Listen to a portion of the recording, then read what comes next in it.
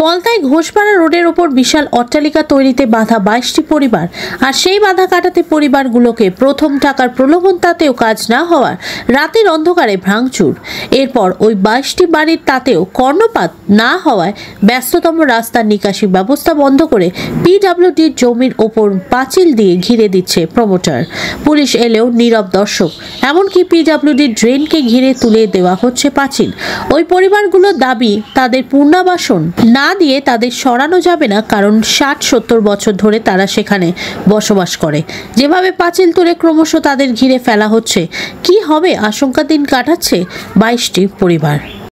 এই তো নিকাশিটা কোথায় দিয়ে যাবে? আচ্ছা বলবেন তো নিকাশি সিস্টেম কি আছে? দেখার দরকার নেই। না বলছি নিকাশি পুলিশ এসে, আমি তখন পুলিশকে বললাম যে আপনারা কি এই পারপাসে এসেছেন? বলে না, আমরা রোডে দেখতে যাচ্ছি। তাই আমি বলে কোর্টে যান, মেজবাবুর কাছে যান। কেন মেজবাবুর কাছে যাব আমরা? এই করে আমাদের ঘর বাড়ি সব ভেঙে দিচ্ছে, একে ড্রেন বন্ধ করে দিচ্ছে, হাইড্রেন বন্ধ করছে, আমাদের ঘর ভেঙে দিয়েছে। এই করে করে 2 লাখ টাকা দিচ্ছে, দিয়ে এই করে মেজবাবুর কাছে খালি যেতে বলছে। আর বলছে কোর্টের কাগজ কি আনবো? ওনারা কি কোর্টের কাগজ দেখিয়েছে? ওনারা তো কোনো কাগজপত্র দেখেন না। সরকারের জমি, তবে আমরা এখানে 7 বছর ধরে আছি। এই করে আমাদের প্রতি অত্যাচার হচ্ছে, রাতে গুন্ডা বাঁচাচ্ছে, বাড়ি ঘর ভেঙে দিচ্ছে। পাঁচিল ছিল, সেই পাঁচিল ভেঙে ওরা জোর জবরদস্তি করে বাড়ি এতটা বাড়ি। আমরা এখন ওই ভাঙা ঘরে বসবাস করছি, কোনো ইয়ে করছে না এই ব্যাপারে। মেজবাবু লোক পাঠাচ্ছে, ইয়ে করছে, ভেঙে দিচ্ছে ঘর বাড়ি। এই যে আমাদের ভাঙা ঘরে আমরা এখন সব ঘর ভাঙবে। আমরা কোথায় যাব? আমরা কোথায় গিয়ে বাস করব? এইখানে তাও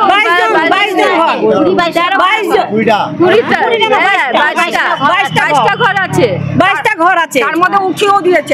হ্যাঁ, এদের উঠিয়ে এদের হিসাব ছাড়া, এদের হিসাব ছাড়া আমাদের 22টা ঘর আছে। হ্যাঁ, প্রভাব কাটাচ্ছে কি? ওই ফুলে মেজবাবু, আমাদের মেজবাবু আসছে, তাই করছে থানার থেকে। নোয়াপাড়া থানা। নাম কি জহরান জরুল ইসলাম। আপনার নাম? আমার নাম রত্না সরকার। দেখুন, আপনাদের কাছ থেকে প্রথম জিনিসটা আমি শুনি, আর সরকারি জায়গা দখল করে মাননীয় মুখ্যমন্ত্রীর যে সার্কুলার, নর্থ ব্যারাকপুর মিউনিসিপ্যালিটির কনসার্ন আপনারা দেখেছেন। বিগত কিছুদিন আগে আমরা যত সরকারি জায়গা জবরদখলকারী ছিল, আমরা সেই সব জবরদখলকারীদের হাঁটিয়ে দিয়েছি। কিছুদিন আগেই আমরা করেছি নর্থ ব্যারাকপুর, এবং আপনাদের কাছ থেকে এটা শুনেছি। শোনার পরেই আমি সঙ্গে সঙ্গে তৎক্ষণাৎ, আমার অফিসও তখন পুরো খুলিনি, আমি শোনাতে আমি আপনাদেরকে, আমি আমার এক সাব অ্যাসিস্ট্যান্ট ইঞ্জিনিয়ারকে, আমার কাছে কোনো লিখিত অভিযোগও আসেনি, শুধু আপনাদের মুখ থেকে শোনায়। আমি আমার সাব অ্যাসিস্ট্যান্ট ইঞ্জিনিয়ারকে সেখানে আমি পাঠিয়েছি, সে দেখে এসেছে। সে দেখে এসে আমাদের রিপোর্ট দেবে।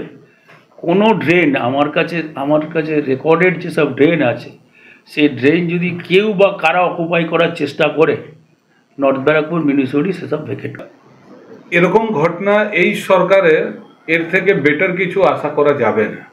প্রথমগত ব্যাপার হচ্ছে যে, যদি সরকারি জায়গা উপরে যে প্রমোটাররা, বিল্ডাররা দখল করছে, এটা কিন্তু এই পলতাতে এটা প্রমাণ হয়ে গেল। দ্বিতীয় জিনিস, পিডব্লিউডি হোক বা পৌরসভা হোক, এরা তো যদি একটা সাধারণ মানুষ যদি বিল্ডিং করতে যায়, তখন কিন্তু একটু ইলিগাল থাকলে এরা কাজ বন্ধ করে দেয়। এরা কিন্তু স্টপ নো ওয়ার্ক নোটিশ ধরিয়ে দেয়।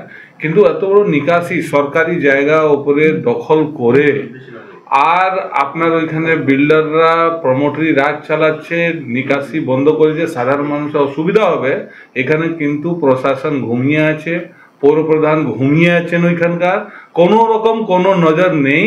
এটা রাম ভরসে সরকারের কোনো রকম মানুষের প্রতি কোনো জাগরুকতা নেই।